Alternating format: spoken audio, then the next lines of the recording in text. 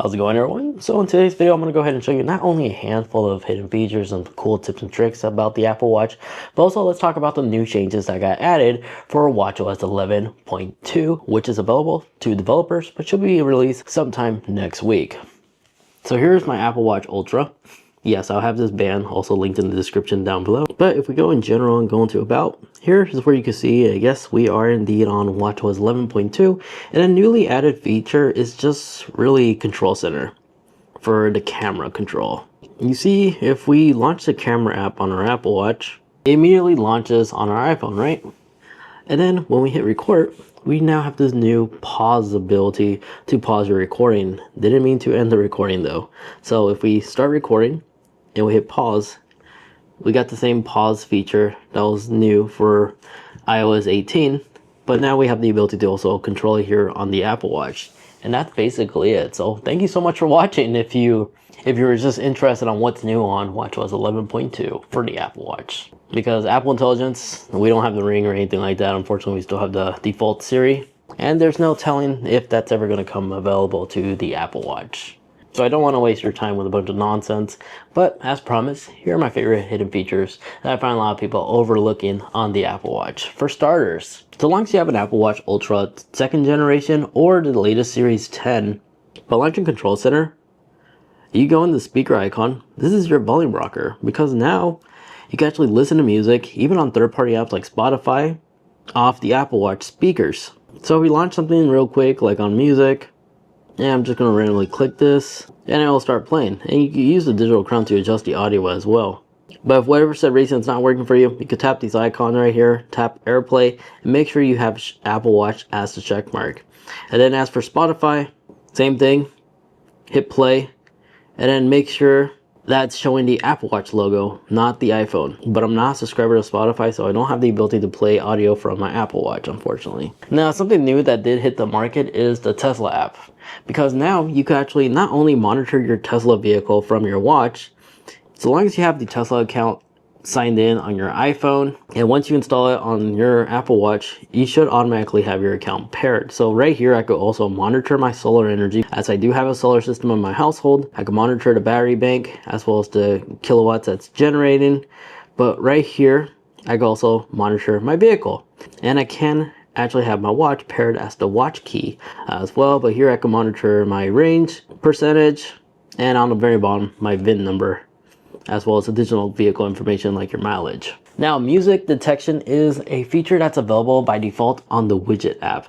You see, if you go into your widget page right here, if we pause this, get out of there, and we have like music playing in the background, but I'm going to use another ad device. So I'm going to play something on this phone. So now if we launch our smart stack, on the very bottom, Shazam will now pop up, letting you know that it's recognizing music. And from here, you can decide to hit identify music. It'll begin immediately identifying the audio that's playing right here. Just it lagged for some weird reason. And if for some reason Shazam doesn't identify a song or automatically pops up when it hears music playing nearby you, just quickly go into your system settings. In the settings tab, scroll down until you find security and privacy. Right here, privacy and security. And go down until you find microphone. In the microphone tab, go down until you find music detection and enable it, and you should now have that automatic pop-up feature. And no, it's not exclusive to the Series 10 or the Ultra 2. This is only for Apple Watches on WatchOS 11. Now, we should be familiar with the tap to exchange contact information. You just approach another Apple device, tap with your wrist, and you guys will both exchange contact information. But a well-forgotten one is tap to cache, and you don't need your iPhone, as you can do it all off your wrist. To have access to tap to cache, you just simply go into your wallet, tap your wallet app, and scroll down, and you'll see a tap to cache ability. From here, enter the current amount, tap continue, and just double tap to confirm. And now just walk up to an Apple device of an iPhone or another Apple Watch and literally just tap the two. It may not work because these are all both under my account, but you should be able to send money to each other just like this. Again, I'm literally sending it to myself, so it's not going to work. But that's how you could do quick transactions without knowing somebody else's contact information to like Venmo them and such. You can just tap on their wrist and that money will be automatically transferred to their Apple Cash card. Now the photo app for your Apple Watch has been slightly retweaked. You see, if we go on our iPhone and we go ahead and launch the Watch app, yeah, I know I mistyped it in on accident, and go into Face Gallery. If you scroll down to your photos, or you'll see it right above here, it's still featured under brand new. If you tap shuffle, you'll have new options right here. So if you don't want to manually like choose a photo manually, you can just let the algorithm, well, not the algorithm, I mean Apple Intelligence, choose between the most photogenic photo you have selected, and you can filter them right here.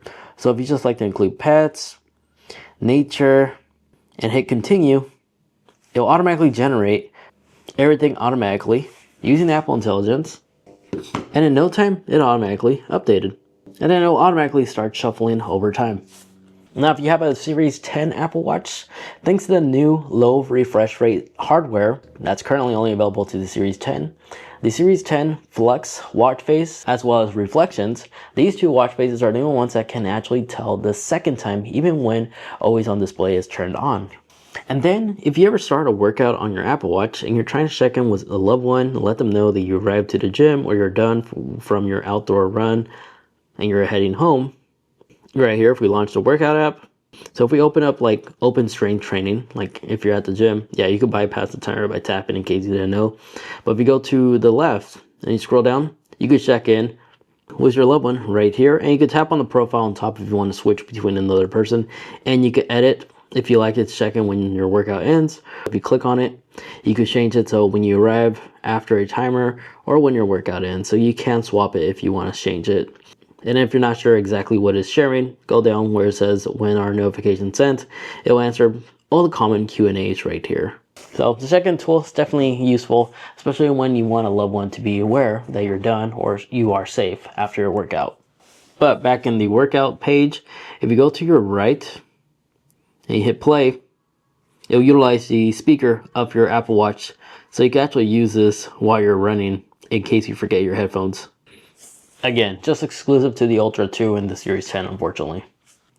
In case you are sick or injured, remember, the Activity app has the ability for you to pause your rings. From this page, all you need to do is just tap here and scroll all the way to the very bottom. You'll see change goal or pause your rings. So in case you're sick, you can pause it for a day, until Monday, until July, or custom. And from there, you can also change it so you can include rest days as well. And then if you have an Apple Watch Ultra 2, remember, long holding the action button will give you access to other action button controls. You can quickly swap between them instead of having to go into your iPhone Watch app to actually change them. If you ever notice your Apple Watch screen display is constantly like dimming down in those worst scenarios when you actually need a bright screen, you need to manually disable this. You'll find it in the settings, and then scroll down to accessibility.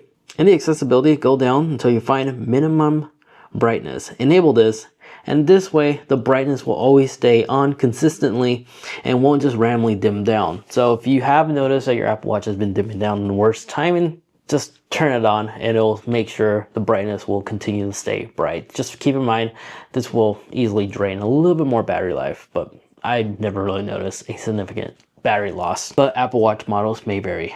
And lastly, another feature that I've seen a lot of people forget, you can change the ringtone on your Apple Watch. As silly it may sound, this was a feature that was new and newly introduced for WatchOS 11, and it's super easy to find it. Again, just go in your Apple Watch settings, and on this page, scroll down until you find sound and haptics. And in here, where it says ringtone, text tone, new mail, calendar, reminder, default alerts, you could just go in here and change it between these different libraries that we have to choose from, and you could tap on one to preview how that sounds like. Other than that, there you guys have it. That's the latest update on WatchOS 11.2 RC, which again will become available to the public sometime next week. If you enjoyed this quick Apple news on hidden features, some new apps I got added, be sure to let me know by leaving this video a like, and I'll continue making these type of style videos where I share my favorite features, tips and tricks, and what's new on the latest version of WatchOS. Now, if you have a pair of AirPods Pro 2nd generation and you'd like to see what new features and settings Apple recently added, I go through the complete library right over there in that video. So if you picked up a new set of AirPods during these holidays, congratulations. Now go ahead and personalize it to your personal preference by watching that video. Thank you so much for watching.